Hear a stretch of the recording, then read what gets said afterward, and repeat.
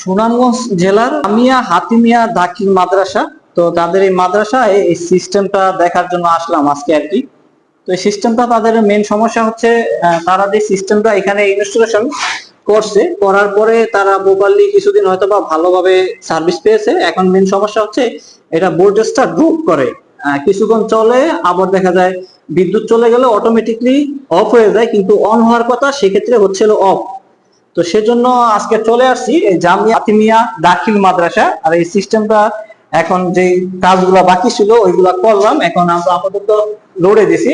এই রুমের ভিতরে আছে স্টার আন্ডারে চলে দুইটা ফ্যান, এই একটা ফ্যান আর এই একটা ফ্যান, আর এখানে একটা বাতি। এর পরবর্তীতে এর পাশে যে ভবনের বা রুম গুলো আছে, এই যে যে রুম গুলো আছে এই রুমে চলে। তো এখন আমরা দেখব যে এটার আন্ডারে কয়টা ফ্যান, কয়টা লাইট, কয়টা বাতি চলে আর কত পার্সেন্ট লোড দেওয়া আছে। তো এখন যেহেতু এটা চাবি দিয়ে খুলতে, যে ডিসপ্লেটা আছে এই ডিসপ্লেতেই আমি দেখতে পারবো যে আমার এই মেশিনটার আন্ডারে কয়টা লাইট, ফ্যান, এত কত পার্সেন্ট লোড অলরেডি চলতেছে। তো সেই বিষয়গুলো আমরা এইখানে বসেই অবজার্ভ করতে পারবো যে আমাদের কত পার্সেন্ট লোড এখন বর্তমানে বা কত পার্সেন্ট লোড আমাদের সাপ্লাই হচ্ছে।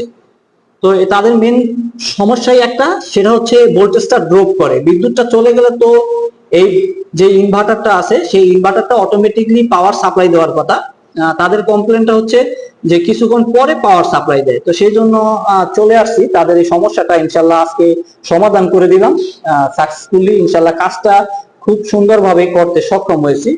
তো এই ধরনের সমস্যা বেশিরভাগ সাইডে কিন্তু হয়ে থাকে, আমরা দূর করে দিলাম তাদেরকে। ইনশাল্লাহ এরপর থেকে প্রপারলি ভালোভাবে চলবে, তো সেটাই আশা রাখি সবার কাছে। তো এখন আমরা এটার যে ডিসপ্লেতে এখানে ব্যাটারি পার্সেন্টেজ অলরেডি কিন্তু 43% লোড এই